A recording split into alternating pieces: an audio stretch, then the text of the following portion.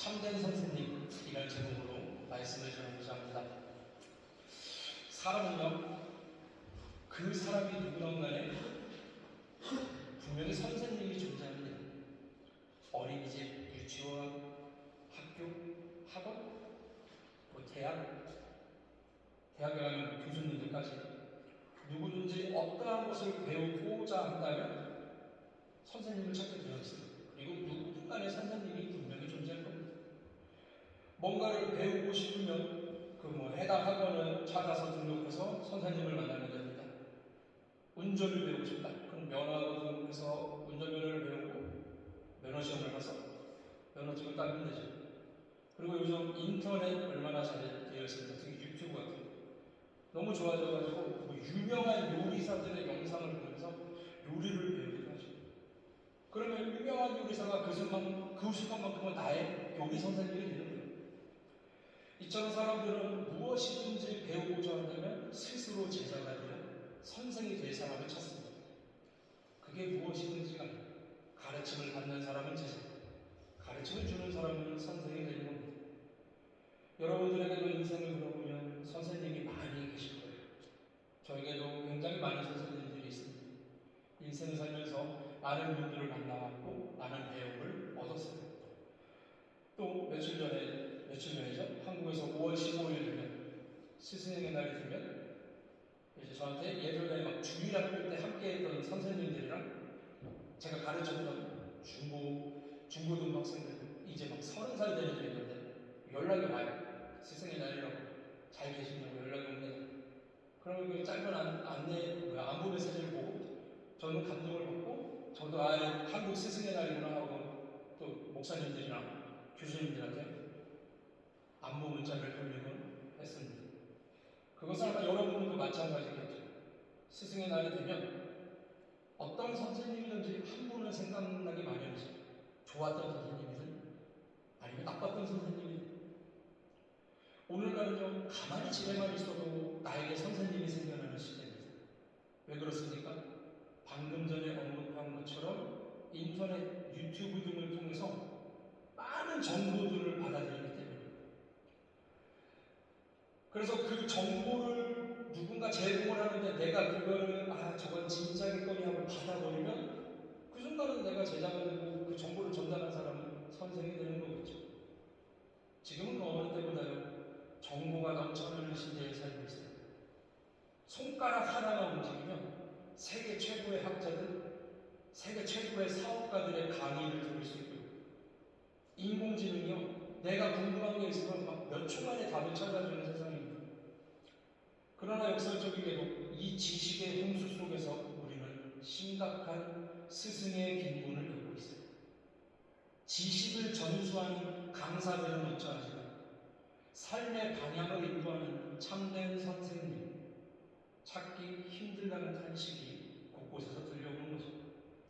오늘 우리는 성경이 말하는 그리고 이 시대가 간절히 요구하는 참된 선생님의 본질이 무엇인지 또 성경은 우리에게 무엇을 말씀하시는지 함께 돌아보고자 합니다. 먼저 성경은 말씀하는 거예요. 참된 선생님은 어떻게 한대요?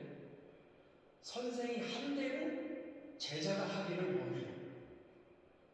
오늘 본문이요 예수님이 십자가를 짊어지시기 전에 무슨 일입니다. 예수님께서는 십자가를 앞두고 마지막 밤에 하신 행동은 너무나도 충격이었습니다. 당시에 발을 씻기는 일은 가장 낮은 종이 하는 일이었어요. 그런데 선생이신 예수님께서 제자들의 발 앞에 무릎을 꿇으셨습니다. 놀라운 것은 예수님의 행동 자체가 아니라 그 행동 뒤에 담긴 의도겠죠. 예수님이 이렇게 말씀하셨습니다. 오늘 보면 15절을 보면 내가 너희에게 행한 것 같이 너희도 행하게 하려 돈을 보냈다. 즉 예수님의 교육은 단순히 가르치는 듣게 하는 교육, 나는 말하고 너희도 들어라 이런 교육이 아니었어요. 담는 교육이었습니다. 예수님은 제자들이여 당신의 말을 암기를 하는 사람이 되는 것을 원하지 않았습니다. 당신의 삶을 따라오는 제자가 되기를 원했습니다. 우리는 종종 교육하면 가르치는 것을 생각을 합니다. 가르치는 것이라고만 교육을 생각하죠. 하지만 성경은요, 교육을 정보의 전달, 지식의 전달이 아닌 전수로 지식을 넘기는 게 아니라 삶을 넘기는 거예요. 예수님은 이렇게 살아라라고 말씀하시기 전에 먼저 그렇게 사셨습니다. 사랑을 말하기 전에 사랑하시고, 용서를 말하기 전에 용서하시고, 섬김을 명령하기 전에 친히 섬기셨습니다. 그리고 마지막에 말씀하셨습니다. 내가 한 것처럼 너희도 해라. 이것이 기독교 교육의 핵심입니다. 제자는요, 결국 선생님을 닮아요. 아이들은 부모의 말을 듣고 자라는 것 같지만 사실 부모님의 삶을 따라갑니다. 학생은요, 교사의 강의 내용, 수업 시간에 배운 내용 다 기억을 못해도 그 선생님의 인간성, 댐댐이는 오래오래 기억합니다. 우리는 흔히 이렇게 얘기합니다. 아이들을 보면서 나는 저렇게 가르친 적이 없어. 그런데 이상하게도 아이들은요, 너무 그 모습을, 잘못된 모습들을 잘 따라합니다. 왜 그렇습니까? 사람은 귀로 배우는 존재가 아니라 눈으로 배우는 존재이기 때문입니다. 부모님이 아무리 정직을 말하면서도 편법을 쓰면 아이도 그런 걸 배워요. 교사가 배려를 말하면서도 사람을 함부로 대하면 학생은 무례함을 배웁니다. 목회자가 겸손을 설교하면서도 권위주의적이면 성도는 신앙 안에서도 이지감을 느끼고 권력만 배우게 되는 거죠. 제자는 결국 선생의 그림자입니다. 이것을 예수님이 너무 잘 알았어요. 그래서 마지막 긴 설교 대신 수건을 드렸습니다. 왜입니까? 사람은 많은 말보다 장면을 기억하기 때문에. 베드로는 아마 예수님과 수많은 밤을 함께하고 예수님의 수많은 가르침을 들었어도 그 중에 일부는 까먹었을지도 몰라요. 하지만 자신의 발 앞에 무릎을 꿇었던 예수님의 모습은 죽는 날까지 잊지 못했을 겁니다. 더군다나 자기가 곧 예수님을 배반하게 되잖아요. 진짜 교육은 설명보다 본인이 보여요. 오늘날 많은 공동체가 무너지는 이유는 가르침이 부족해서가 아니라 본보기가 사라졌기 때문입니다. 부모는 아이에게 예의를 요구하지만 정작 자신은 분노 조절을 잘하지 못한다면 올바른 영향이 될 수 없을 겁니다. 사회는 청년들에게 책임을 요구하지만 기성세대는 어때요? 책임을 회피합니다. 정치인은 도덕을 말하면서 특권을 누리고 어른들은 희생을 말하면서 자신의 이익을 놓지 못합니다. 그런 사회 속에서 아이들은 무엇을 배우겠습니까? 자연스럽게 배우게 되는 거예요. 말은 믿지 말고 그 사람 행동을 보고 이러한 냉소를 배우게 되는 거죠. 그런데 우리 예수님은 어땠어요? 달랐다는 거예요. 그분은 먼저 사셨고 그 다음 말씀하셨어요. 그러므로 오늘 본문은 우리에게 묻습니다. 당신을 따라오는 사람을 알게 있다면 그 사람은 당신에게 무엇을 배우게 될 것 같아요? 신앙은요, 말이 아니라 전형입니다. 또 믿음은 어떻습니까? 들음에서 안 돼요. 그러면 우리의 입술은 복음을 전염시키는 스피커가 되어야 됩니다. 우리의 삶의 모습은 보는 사람으로 하여금 예수님을 떠올리게 만드는 본보기가 되어야 됩니다. 오늘날 우리의 삶이, 우리의 한 번뿐인 인생이 누군가에게 분명한 복음의 모범이 되시는 저와 여러분이 다 되시기를 주님의 이름으로 축원합니다. 자, 그러면 어떻게 해야 됩니까? 선생이 한 대로 제자가 하게 하려면 선생님이 올바른 본을 보여야 된다는 거예요. 예수님은요, 제자들이 본받기를 원하셨지만 그 전에 어땠습니까? 반드시 먼저 본을 보이셨습니다. 이 순서가 중요합니다. 세상은 말합니다. 야, 그냥 내 말대로 해. 그냥 시키는 대로 해. 하지만 예수님은 말씀하십니다. 내가 한 대로 해. 권위는 자리에서 나오지 않습니다. 본보기에서 나온다는 거예요. 예수님은 주님이셨습니다. 그런데 종의 자리에 내려가셨어요. 그분은 섬김을 가르치시기 위해 스스로 낮아지셨습니다. 진짜 선생님은요, 높은 자리에서 명령하는 사람이 아닙니다. 앞에서 걸어가는 사람입니다. 오늘날 한국 사회가 겪고 있는 요즘 뉴스에서 굉장히 핫한데 큰 위기가 뭐냐면 본의 저는 학교 다닐 때요, 소풍 운동회 너무 좋았어요. 너무 신났어요. 운동회 전날 이제 생수를 냉동실에 고이 얼리고 아침에 눈을 뜨면 어머님이 싸주신 김밥이랑 이제 찐만두를 딱 싸갖고 등교를 하면서 학교 옆에 문방구에서 이렇게 슬러시 한 잔 딱 받아주고 학교에 들어가면서 보이는 풍경, 막 공중에 펄럭이고 있는 만국이 웅성웅성 들려오는 막 떠드는 따뜻한 햇살, 그 모든 것이 좋았어요. 그냥 재밌었어요. 그리고 초등학교 때 운동회 하면 어떻게 지는 겁니까? 홀수반, 짝수반 나눠가지고 1학년부터 6학년까지 이제 홀수반은 청군, 짝수반은 100분 해가지고 청군 100분 모자 쓰고 나눠요. 저 당시에 50명씩 12명이니까 6학년까지 3,600명이 이제 3,600명이 운동장에 모여 있는 거죠. 그리고 청백전을 하면서 또 어떻습니까? 개인전도 있었어요. 한 반에 번호 순서대로 막 8명씩 애들 세우고 그냥 보내요. 그리고 앞에 절반 갔으면 또 보내요. 계속 보냅니다. 달리기 하라고. 그래서 1등 하면은 별도장 3개 찍어주고 2등은 2개 찍어주고 3등은 1개 찍어주고 그리고 도장 받은 애들은 뒤로 가면은 별 3개는 공책 3번 주고 별 2개는 공책 2번 주고 3등은 1번 주고 나머지는 못 받고. 그게 재밌었어요. 저학년들은 막 얼굴에 연지고지 찍고 한복 입고 막 공연하고, 고학년들은 공공체조하고 부채춤 추고, 그리고 책대에 뭐니 해도 꽃이 뭡니까? 줄다리기, 이어달리기, 그 다음에 마지막 밥 터뜨리기, 콩주머니, 오재미 던지는 거 있잖아요. 그리고 우승팀을 발표하는 순간 운동장을 함성으로 가득 찼죠.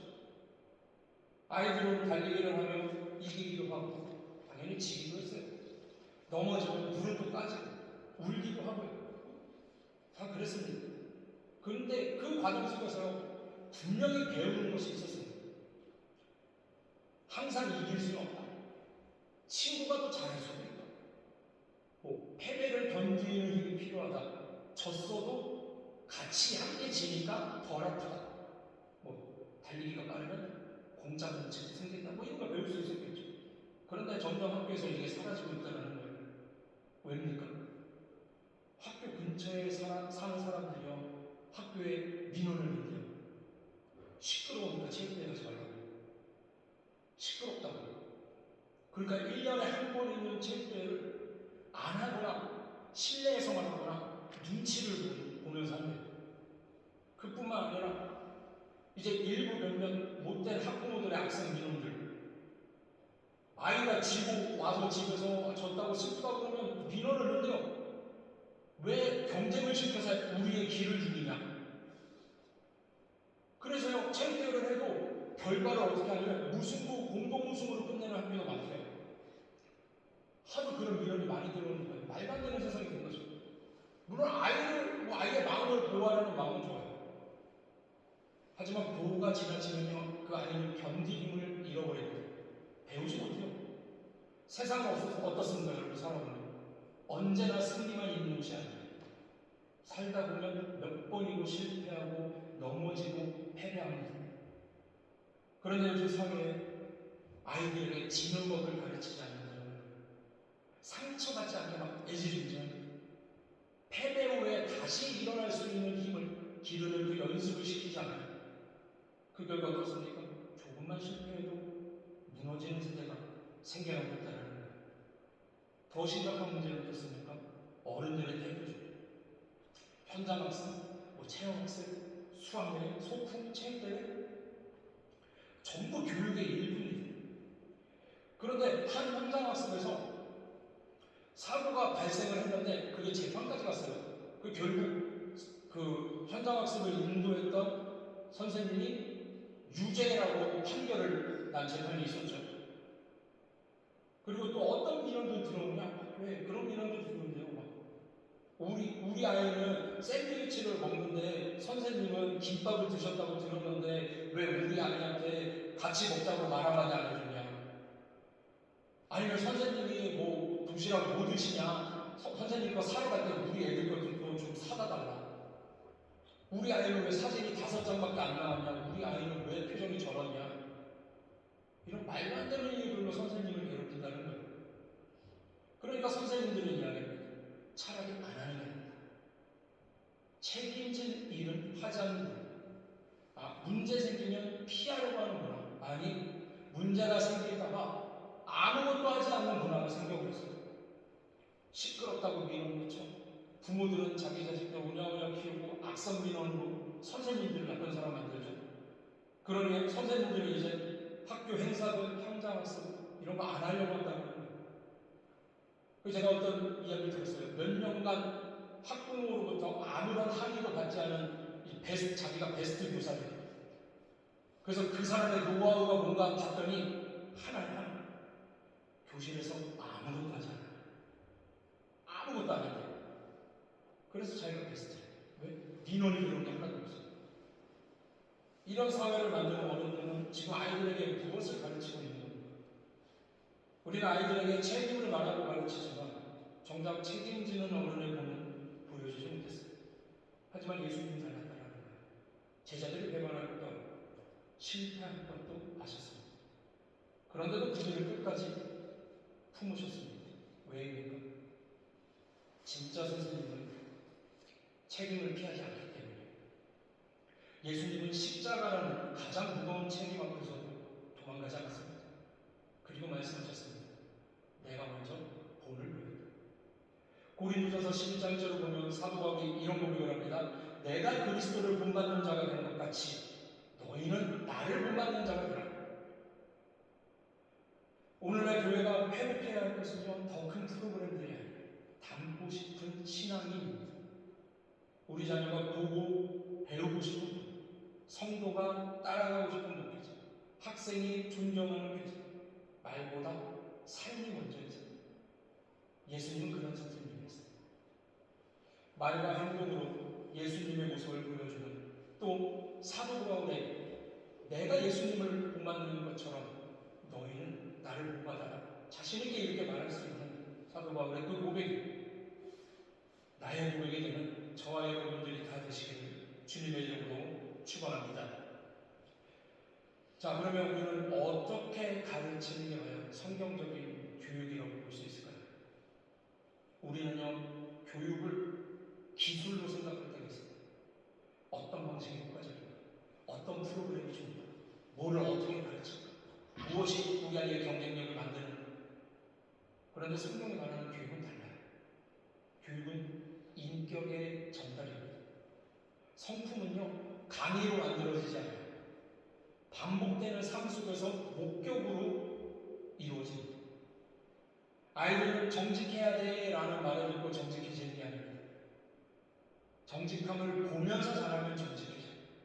배려도 겸손도 책임도 그렇습니다. 결국 사람은 자기가 계속해서 목격한 것을 보고 배워가는 거예요. 그래도 문제가 있다면 나쁜 거를 먼저 배우고 나쁜 것만 빠르게 배운다는 문제가 있는 거죠. 자, 그러면 오늘날 우리는 아이들에게, 자녀들에게 무엇을 보여주고 있습니까? 혹시 우리는 이런 메시지를 가르쳐주고 있지 않습니까? 너가 불편해? 그럼 세상이 바뀌어야지. 힘들어? 그럼 그냥 포기해. 너는 손해보면 절대 안 돼. 나의 자녀가 괜찮으면 된다. 이런 가치관 속에서 공동체는 무너집니다.